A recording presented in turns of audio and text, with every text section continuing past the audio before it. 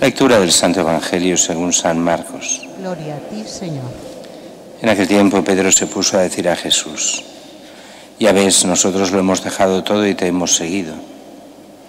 Jesús dijo: en verdad os digo que no hay nadie que haya dejado casa o hermanos o hermanas o padre o madre o hijos o tierras por mí y por el Evangelio, que no reciba en este tiempo 100 veces más casas y hermanos y hermanas y madres e hijos y tierras, con persecuciones, y en la edad futura vida eterna. Muchos primeros serán últimos, y muchos últimos primeros. Palabra del Señor. Gloria a ti, Señor Jesús.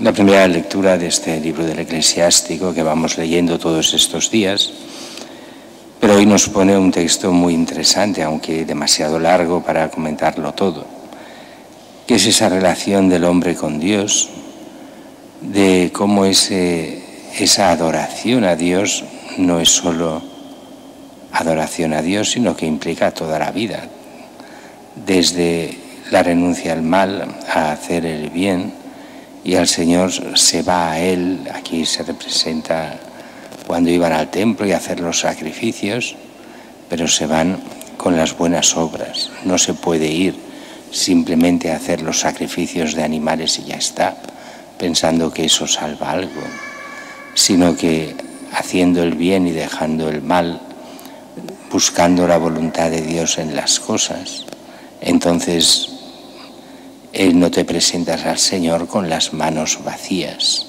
sino cumpliendo los mandamientos. Apartarse del mal es complacer al Señor. Quien da limosna ofrece sacrificios de alabanza. La relación con el Señor no es simplemente, fría y distante, sino que es en todas las cosas de cada día.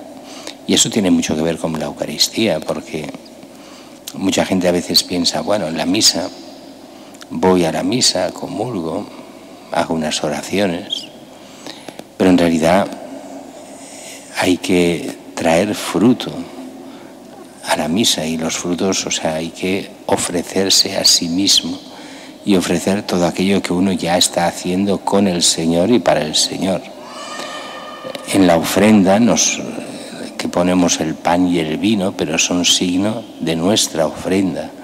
Cada cristiano se ofrece al Señor en el pan y en el vino, en el ofertorio.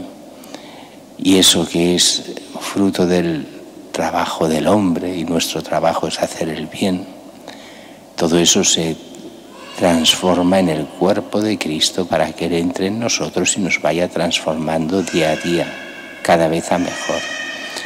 Habría muchas cosas en esa primera lectura, pero solo un momento del Evangelio. Es Pedro que pregunta: lo hemos dejado todo, ¿qué nos tocará?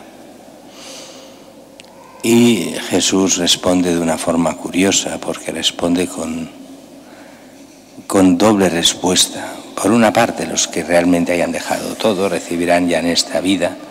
Los que hayan dejado casa, hermanos, hermanas, padre, hijos o tierras, por mí y por el Evangelio, porque muchas veces hay que decir que ha de ser por el Señor, porque como sabéis, y esto ya lo decía San Agustín, más o menos, no con las palabras exactas que yo diré, pero la idea está allí, y lo han dicho muchos otros padres de la Iglesia: cuidado con aquellas personas que dicen que lo han dejado todo, porque en la Iglesia hay dos tipos de personas consagradas: las que sirven a la Iglesia y las que se sirven de la Iglesia, las que dan la vida por las ovejas y las que se aprovechan de las ovejas, diría San Agustín. Con lo cual, muchas veces, muchos de los que están arriba son aprovechados y otras veces son auténticos pastores, hay de todo. Y eso ya nos lo dice la Iglesia desde el principio.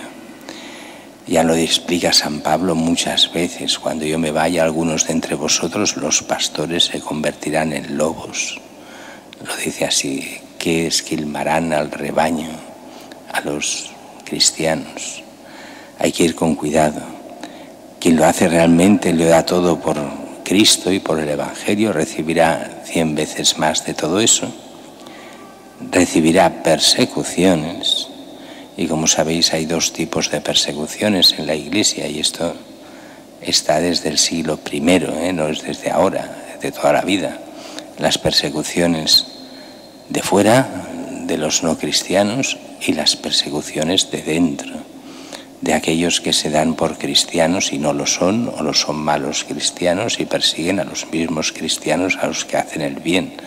Y eso lo hemos visto en toda la historia de la Iglesia. Lo decían, eran lo que llamaban la persecución de los santos. O sea, aquellos que en teoría tenían que ser santos, que perseguían a los cristianos dentro y persiguen. Y no entienden nada de la fe, pero tienen no la autoridad ya, sino el poder, y van contra los mismos cristianos, contra los mismos pastores y los buenos pastores. Ha pasado siempre. Y después dice en la edad futura la vida eterna. Pero hace una aclaración Jesús que está en todo el Evangelio muchas veces. Muchos primeros serán últimos y muchos últimos primeros. Como diciendo, en esta vida, aquí, en la Iglesia mismo, muchos parecen importantes. Muchos de los que parecen importantes en el reino de los cielos serán los últimos. Muchos de los que no parecen importantes y quedan escondidos, pero serán los primeros en el reino de los cielos. Y de eso tenemos un ejemplo brillante, que es Santa Teresita, oculta en el mundo.